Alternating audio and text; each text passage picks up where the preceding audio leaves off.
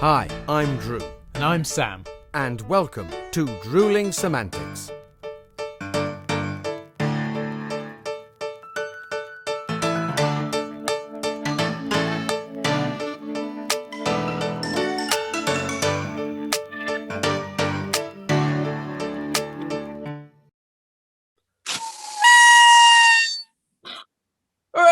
Where are you, mate? Come on.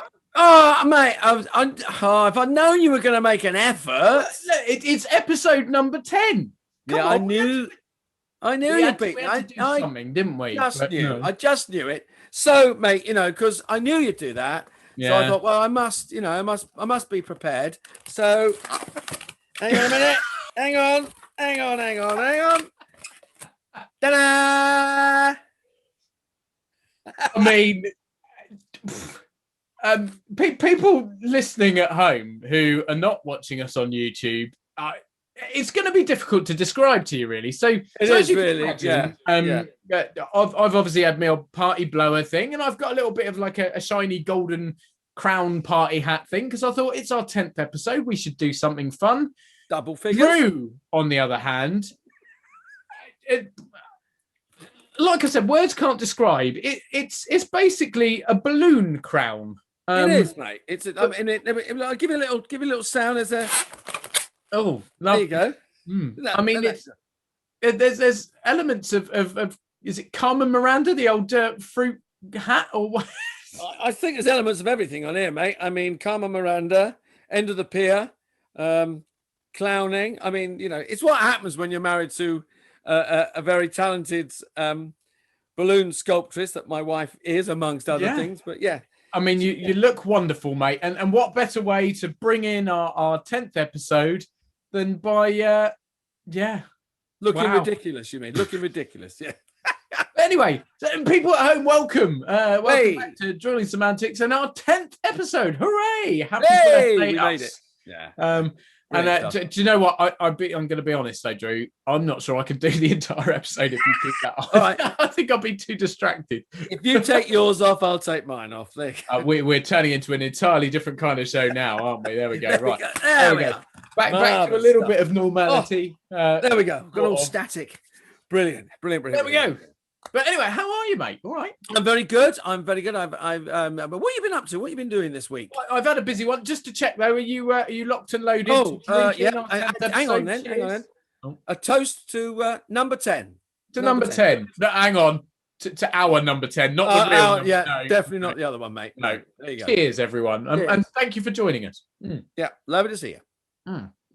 So, yeah. Where were we? Yes. What have I been up to? Yeah. So, I've had quite a busy week, actually. So I've done quite a lot of corporate work this week. So just to elaborate on that a bit, I was called by an agent who I work with, who manages a lot of actors that get used for coaching or training or for educational purposes, in the sense that they might need to do some role play activities or stand in to enable the pupils to study. And in this case, it was law students who were learning to do cross-examination and similar sort of court-related things, taking statements, stuff like that. So I've done some of that in the past. Advocacy work. Yeah, it's brilliant. I love that. It's good fun. And I tell you what, I've done bits of it before, but never quite to this extent. And I could not believe how into it I got. My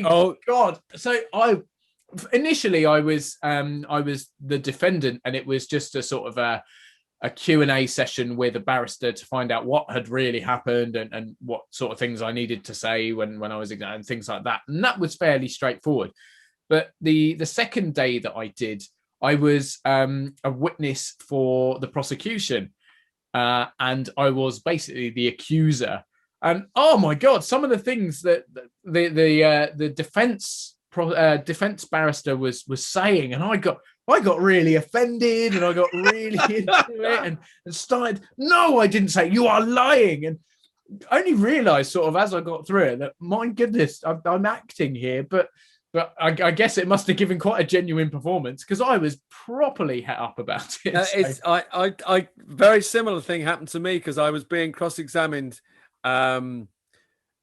I was accused of starting a fight in a bar, and I hadn't. My storyline was I hadn't, but they were accusing me, and I got really angry with this girl who was firing all these accusations. I didn't, and yeah, you get really into it. Yeah. And I had a debrief from the invigilator afterwards, and I sort of looked across and I went, "Was that a bit too much?" He went, "No." He said they're going to get far worse than that when they're sitting in police cells, interviewing people. They're going to get far worse than that. He said, no. He said, "Don't get carried away." He said, "But that's exactly what you're expected to do." Oh no, right? Of course, and I guess you don't want it to be held back because they need the most realistic kind of scenario to because they are going to be dealing with a lot worse. Absolutely. So yeah, so that was a couple of days this week doing that. A bit more work on voiceover, some more prep for various websites and things that I'm running at the moment and sorting out, and a bit of techie stuff as well, trying to upgrade certain bits of my setup to give better quality video and for self-tapes mainly and stuff like that. So yeah, quite a busy one. What about yourself?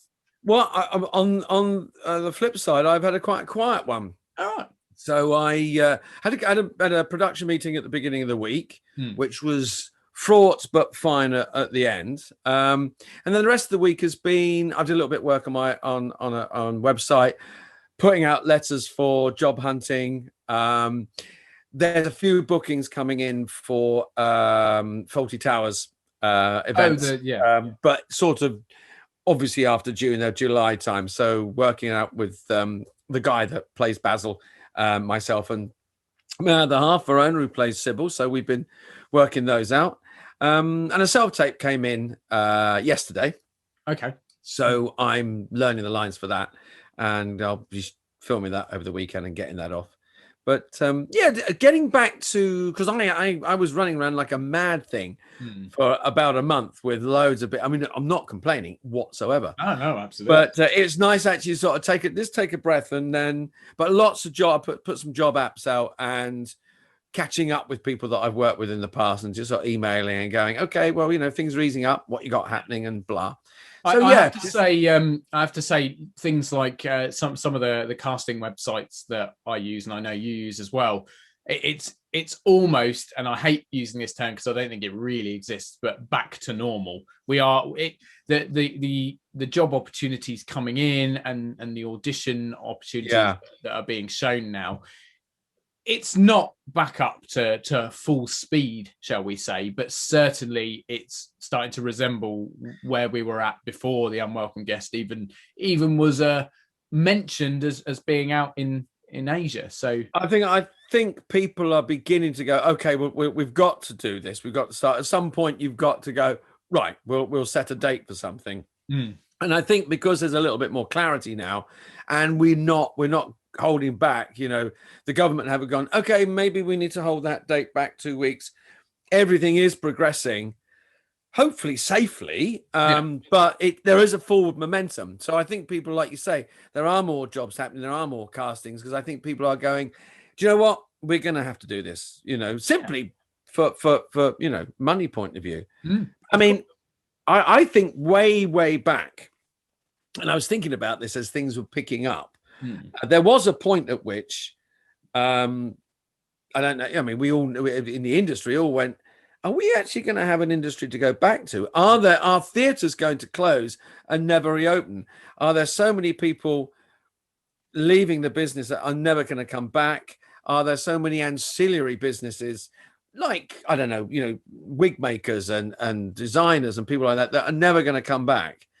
That there was at one point, there was a feel like we're never going to get we're never going to get this industry back. There was a scary time where it was almost a case of, has this damaged the industry irreparably? It's not necessarily. It's not like we're saying theatre would never happen again, because that would never be the case. But talk of fringe venues which not struggle all the time, but run on a just about existing kind of situation, rather than the big West End theatres that make larger profits, or you look at independent movies where they thrive on donations and support from people who actually, due to this, may not be able to give money that willingly, or their time for whatever. So there was definitely a fear that, not that the industry would disappear, but that it would become very much more condensed, and then from our perspective, very much more difficult to use as a sole income. Yeah, I mean, I mean, we've had a discussion about sort of jobs and stuff, but I did sit there one day and went, all right, had I not, or if I couldn't continue to be an actor, what would I do? Not, it wasn't in desperation or anything like that. It was just exploring, because that would, you know, I've worked as you have. I've tried to do some form of work during lockdown, be it voiceovers or whatever. You know, and I've pushed to keep working. All those discussions that we've had over the past weeks.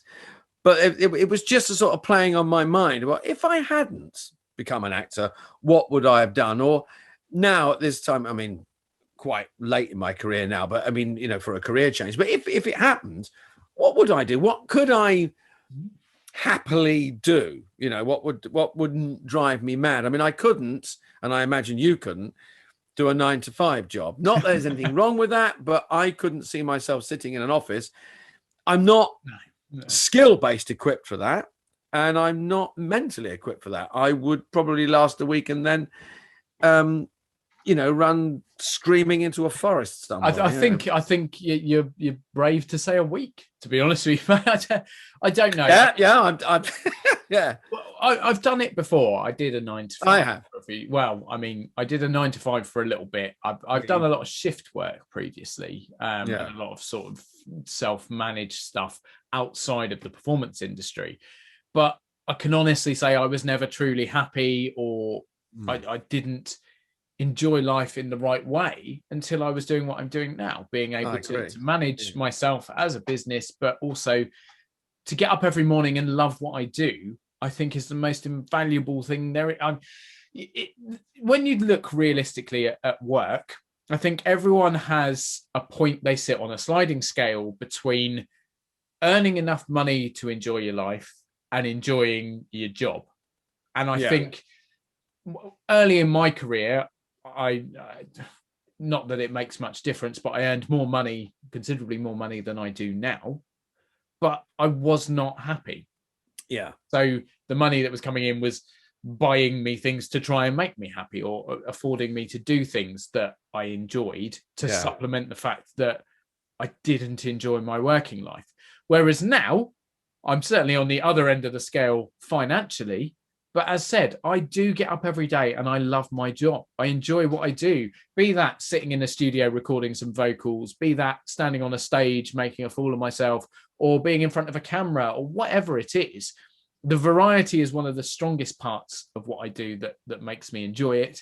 And the fact that it's something that I want to become better at all the time. I want to push myself. And I just love doing. And I think it's really, really important. And I'm not saying that people that don't enjoy their jobs aren't doing the right thing, because if you sit somewhere else on that sliding scale, then that's fine for you. But you have to know in yourself that you're happy. And as said, there was a time where the industry was looking incredibly threatening. I did think, what do I do if this becomes a situation where this will not sustain me anymore? And actually, the thoughts went towards, what can I do? Not just what would I do, but absolutely, yeah. And actually, a little bit as well, what would I like to do? Because I'm already living the dream. I'm already doing a job that I absolutely adore. But is there anything else out there? And so, well, God, I'll ask you. So, what route would you go, or in your inner thinkings, what did you come up with? I'm intrigued. Well, if I could. If theatre didn't completely, if I couldn't be an actor per se, but I wanted to continue in working in the industry, I enjoy making things. I've always been. I'm quite practical. I mean, my father was an engineer, so I've always picked that, and he was a problem solver, and I've always been a bit of a, can I make that to solve that kind of problem? Yeah, or whatever. So I do like working with my hands. I like getting my hands dirty. So I could see myself very happily working backstage, or working in a set design and building capacity. When I've done some event work in the past with my wife Verona, and I, building and putting things together and dressing sets and all that stuff, I've really enjoyed. So that would be, that would be a path that I'd be very happy to follow. And I could see myself. Years ago, I thought, no, I could never do that. I could never be, the actor standing there holding the set going, oh, I want to be over there doing that, And actually, I see the value in both jobs, I could always, yes, I could see myself standing in the wings going, my God, darling, are you really going to play it like that? Come on now, Serious, but seriously, I do enjoy, and I have enjoyed, you've done jobs and I've done jobs where, you get the set out the back of the van and you put all that stuff together and then you do the show. Yeah. And then you take the set down in the back of the van and off you go. I've always enjoyed those jobs. I've never found the set building and the stage management side a drag or onerous at all. I've always enjoyed that. Obviously a little less as I get older, because those sort of tours take the toll of you. But yeah, last year, a couple of years back, I did a tour of Death and the Maiden. Wonderful play, a three-hander, beautiful play to do. And then we were driving around in a van, and we were sort of arriving at venues and hauling. We had two guys on the road with us, a stage manager, technical manager. Yeah. They did a lot of, once we were in, but we did a lot of humping and dumping of set and taking it around and getting in.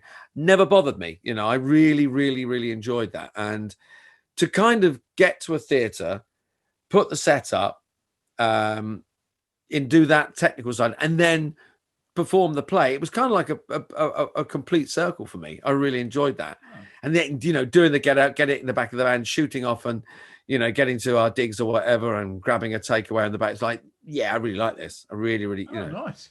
So I could do that. I'm technically wise. I've directed shows and I've looked at lighting and gone, okay, this is not my skill. But if I've had a good lighting designer and a good company stage manager or DSM, deputy stage manager, it'd be really good. And they've gone, okay, Drew, you might want to think about that. I've learned a little about lighting, but I wouldn't say that is my strength. But I can certainly look at designing props and sets, and I really enjoy that, and get, say a hammer, give me a hammer and a drill, and I'm really happy. Whereas I'm probably the other side of that, as because I trained I did an engineering degree in audio and film. So the focus was the media side mainly, the sort of creation side, but also the electronic side, the sciences behind it. So I've done some work. I worked freelance as an audio engineer for a while and did some work in studios and did some recording on the road. But I've also spent some time in projection studios, projection theatres, and done bits and pieces with that. So certainly it's an outlet potentially because of my background. My knowledge is probably incredibly outdated with the speed that technology advances, and being that I trained years ago. So, but that's kind of, I wouldn't say that I massively enjoyed it. It was something I found interesting, but I'm not sure I got a massive job satisfaction from it. And that's probably reflected in the fact that I'm doing what I do now. You didn't pursue it. The more I was in it, the more I realized, no, they're having more fun. They're the people that side of the camera. I want to be one of them. So I guess that's part of the reason I ended up where I am now. But it's certainly something, and as I've said before, perhaps it does give me a little bit of an edge at times being on a film set, knowing some of the terminology or knowing some of the things they're doing, or being able to assist in that, or even being backstage at times, being able to help out on the tech side. Not that you're required as an actor to ever do that really, but certainly on smaller productions, if you can help out, it's no different to helping with Get In and Get Out if the team are quite small. So yeah, I do have a bit of knowledge that way, but certainly not necessarily something I'd pursue again without the absolute need to. What about outside of theatre though? So, or outside of theatre, I've always been very, very, very fond of animals, but natural history has always been a passion of mine. I don't get the opportunity to crawl around with a camera in the countryside and take photographs, but that, I mean, yeah, that I'd love. I'm lucky, fortunate, got a very big garden. And a long sort of 100-foot long garden with loads of trees and stuff and that. And I spend hours at the window with a pair of binoculars watching, the wildlife. And we do get some wildlife. We get foxes and, squirrels and creatures, like loads of bird life. And I love that. So if funny, when I was at school, I had a careers master. I had two. I had Mr. Parry, who was a wonderful man, and he encouraged my desire to go into the theatre. And the other one, who will remain nameless. Yeah, no, don't name him. But he's probably not with us anymore, bless his heart. But he was determined to dissuade me in any way he could from becoming an actor or in any way concerned with the theatre industry or entertainment industry. And I can remember him saying, I was quite good at languages when I was at school. I'm not anymore. Don't practice. But he was heard your Spanish. Yeah, we won't go there. No. But he was determined. He said to me, "You should go into customs and excise and work." And I was like, "What?" Yeah, because you'll be able to use your languages and your flair for getting on with people. I mean, my getting on with people was because I was class clown. I like to entertain people. It's like the idea of standing at an airport or somewhere and going through people's luggage did not appeal to me, or turning up on wherever and searching a building looking for contraband. No. Yeah, no. So that was one of the ideas of that was an alternative career that was given to me by my careers master and completely ignored. So thankfully, Mr. Parry got his way. But ideal job. I would love to be a zookeeper. I could be a zookeeper. Park ranger. I'll be very happy, sort of, in the Highlands of Scotland, working in the forest or something. But if I could do it even now, my old natural history presenter. They are. Wow. Me, Chris Packham, on Autumn Watch, Winter Watch, whenever. I'd love that. I mean, Oh, mate, I can see it. I can see you presenting some sort of wildlife program, and I'd be very happy, mate. I'd go further. I'd say I reckon you could be, God rest his soul, the English Steve Irwin. I can see you out there fighting with snakes, and although over here, obviously, the wildlife's not quite as exciting. So maybe, I mean, wrestling with a hedgehog. Yeah. That came out wrong. That's not what. Yeah. No. But no, that's intriguing. Weirdly enough, as you know, I'm a big animal lover as well. And when I was little, I had my sights set on working in a zoo, or in particular, I wanted to be a dolphin trainer or work in like a SeaWorld kind of place, because I was a really good swimmer when I was younger. Did quite high level, like nationals and stuff. And so I had an affinity for the water, and decided, yes, I wanted to get in and swim with dolphins and whatever else, which I don't know. Is that something I could ever go into that? It's a very different direction. And I mean, as a child or as a young adult, the thought of working with animals was incredible and exciting, and something I thought would be great. Now, having worked with animals on stage, I realise that they're bad enough on stage, let alone if you're completely surrounded by them. So God knows what it would be like as a vocation. I mean, you told your story, and we won't repeat it, because if people haven't already listened, they should go back and listen. They should go back and listen to it. Yeah. So 3, I think, where there's an incredible story about a cockatoo, and that's not a euphemism. It's about the bird. No.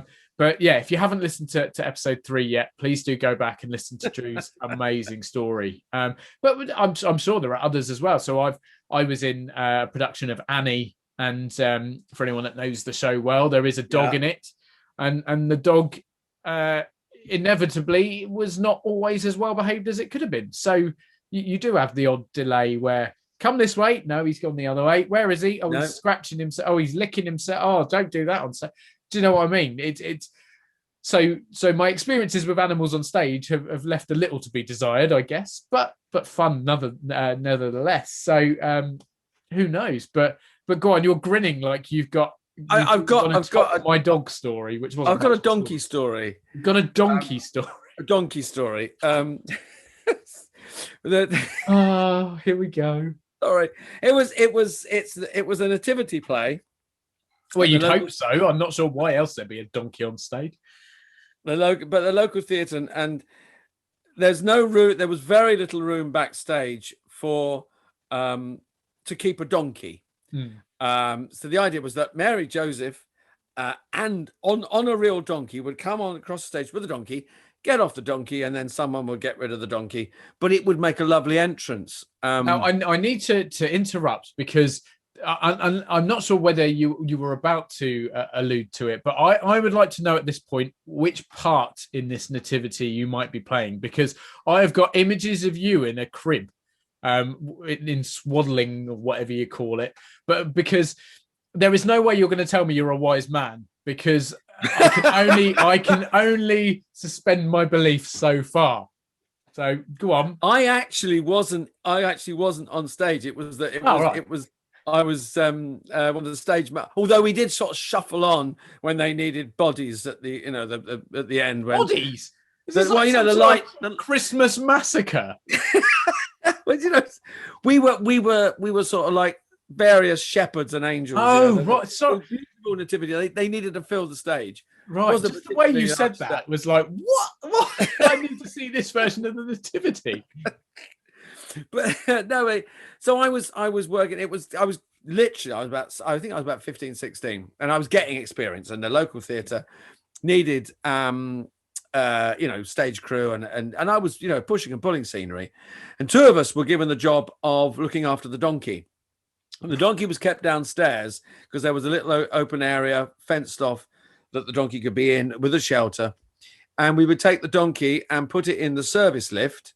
Take it up in the service lift, and which had straw and everything in just for the donkey, and he would come out of the service lift, and then Mary and Joseph would ride him Mary would ride him on stage, led by Joseph, and then there would be a lovely little scene, and then he would trot off into the service lift and back downstairs and to his stable, and he was a lovely donkey, but a little bit stubborn.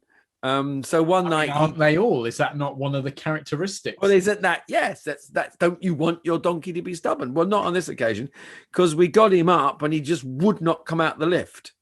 He got up so we were in the wings, and and sort of people could see that this donkey wasn't going to bloody move, and there was lots of very unholy, unnativity language used in the wings. Pulling, and you if a donkey don't want to move, you can't, and then none of us were going to, force it, because we all went, no, don't hurt the donkey. No, because we loved him. And I can't remember his name now, but so there was like donkey in lift, not moving. And Mary and Joseph had to like shuffle on stage. And someone decided, and I don't know who it was, to this day, I don't know who did it, that as they went on stage, and it certainly wasn't the donkey because I was standing next to it, someone went and did this appalling sound effect of donkey, and everyone just laughed, and then the lift doors shut, and we took donkey down, and he just buggered off. Next night he was fine, but he wouldn't move, and it was just like, come on, you bugger. No, wasn't going to move. Yeah. Incredible. So we've established that working with animals in the theatre it can be difficult. So I could only imagine what it would be like when it's your sole purpose or the main focus. But I'd love to do it though, mate. I know, I think, and I completely agree. I think it would be tough, but I think it would be immensely rewarding. Yeah. But the idea of being a natural history presenter and marrying the two, that's always been, and I'm just, if anyone at the BBC is listening and Michaela Strachan wants a couple of nights off, during the winter. I wondered where you were going with that one. Jeez. It's all right, mate. Wow. Episode 10, and it's just, it's gone. It's quite sordid. Although that could just be my mind, I guess. Well, I think you are working overtime on the sword, But, oh no, well there we go. I think it's intriguing, and I guess we're very lucky that what we do is something that we love. And in the same vein, we're very lucky that it is coming back so strongly, and the opportunities are there. And we are going to be able to continue to do something that we are so passionate about, and that we give ourselves 110% to.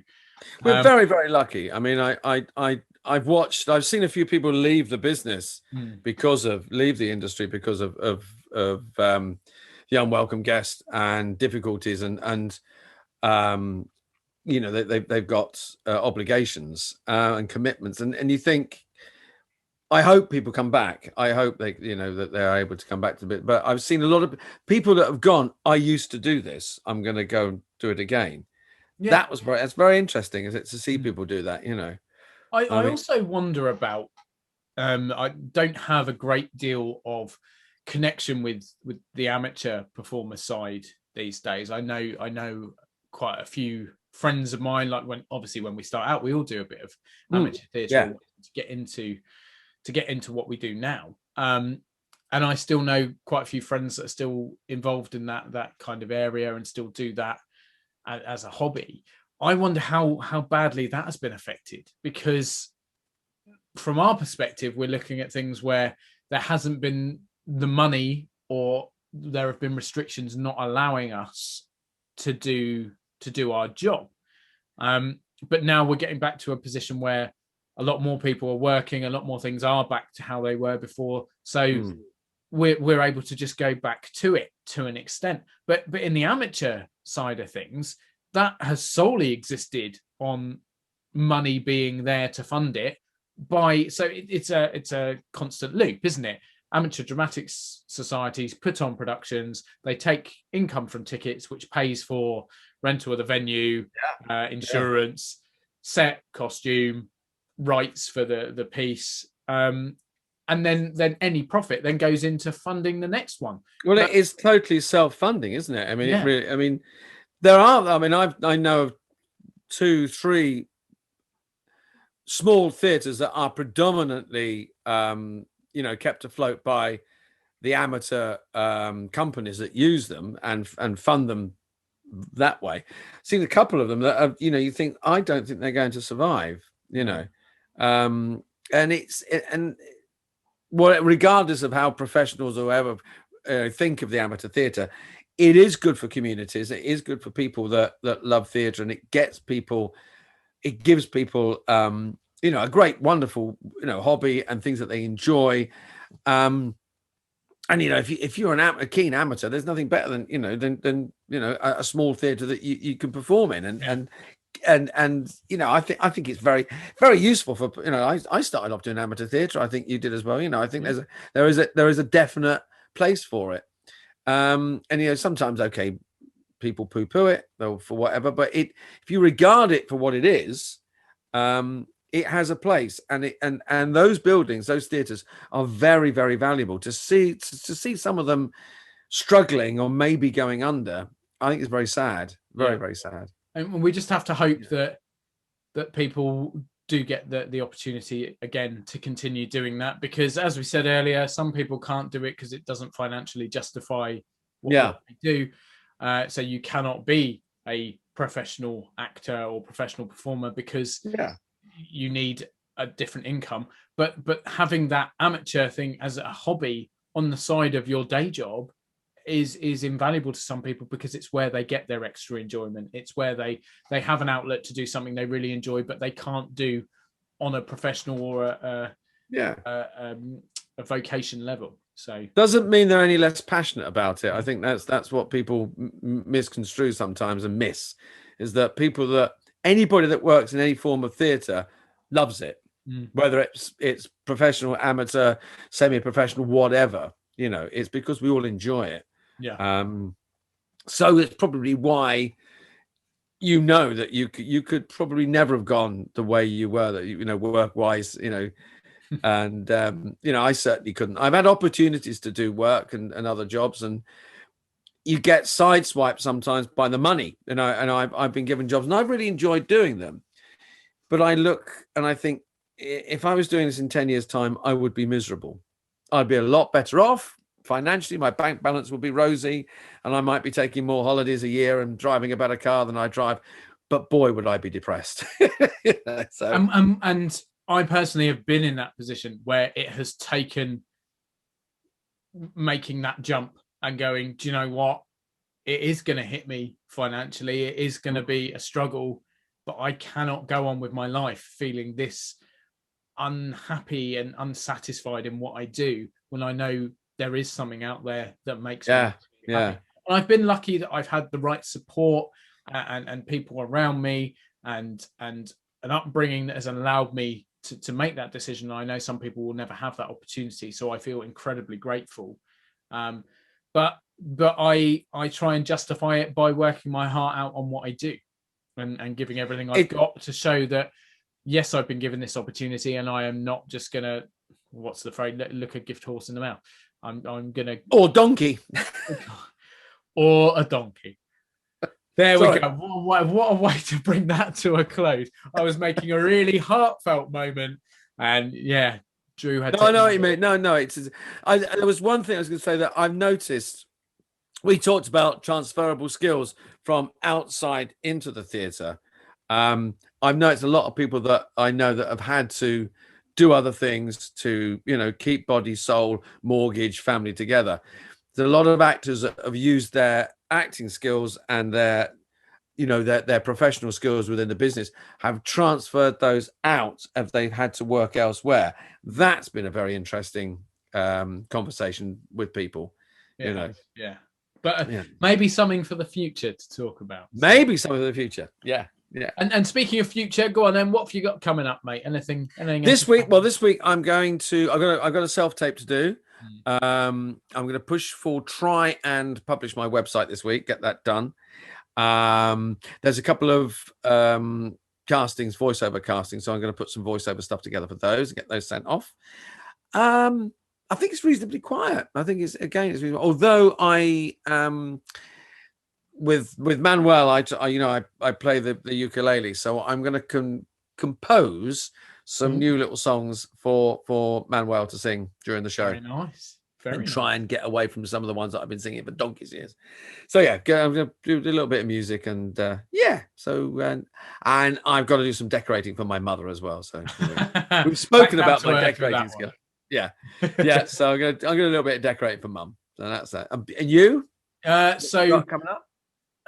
No corporate stuff this week at the moment. However, I'm hoping there might be a little bit coming in. In fact, I didn't mention it earlier, but people out there may be aware. I don't know if you're aware, but the corporate work I was doing was based on Microsoft Teams, which obviously we use. Well, I say obviously we use Zoom for what we do, but Teams is an arch nemesis, should we say? But there was a global Teams outage on Tuesday, I think it was, which resulted in a few things being delayed. So there may be some pickups for that. Good stuff. Later next week, we'll see. Aside from that, my usual bit of voiceover work planned in. And also speaking to our next guest, who is not on next week, the week after, but we've got we're going to catch up with said guest. Really exciting one coming up. I'm really looking forward to that. Yeah, completely different kind of route. Again, something entirely different in the industry, but going to be an incredible conversation. People are not going to want to miss that. So that will be episode 12, won't it? 12.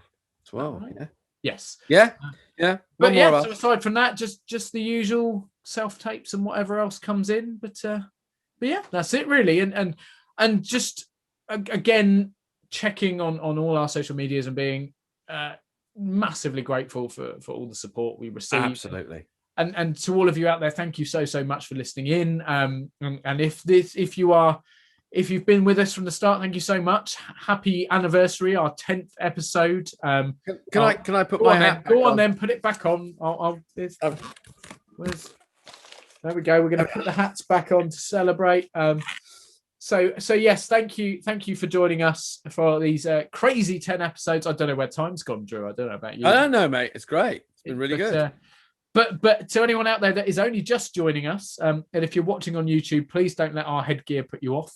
But thank you so much for joining us. Please do follow us on social media as well. So we're on Facebook, Twitter.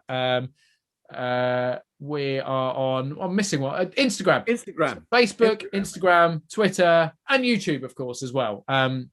So please do follow us on all of those and comment and like and share everything we do with friends and family, and hopefully they'll come and join the team too and be a member of the Drewling Samantics clan. So I have a feeling, Sam. I have a feeling the headgear is going to draw them to YouTube like you wouldn't believe. I have to say that. So we're expecting a rise on YouTube and then a massive decrease after that on all platforms when people have seen what the bloody hell we're doing. But seriously, from the bottom of our hearts, thank you so much for everyone. Yes, thank you. Yeah, and followed us and continue to do so. We've got some great stuff coming up. So, and on that note, mate, I suppose we better. Here's another cheers to episode. Cheers. 10. Well done for getting this far. And that's to everyone at home as well. That's to everyone. Cheers, guys. And we'll see you next time. Thanks very much. Take care. Cheers. See you later. Bye. Bye-bye.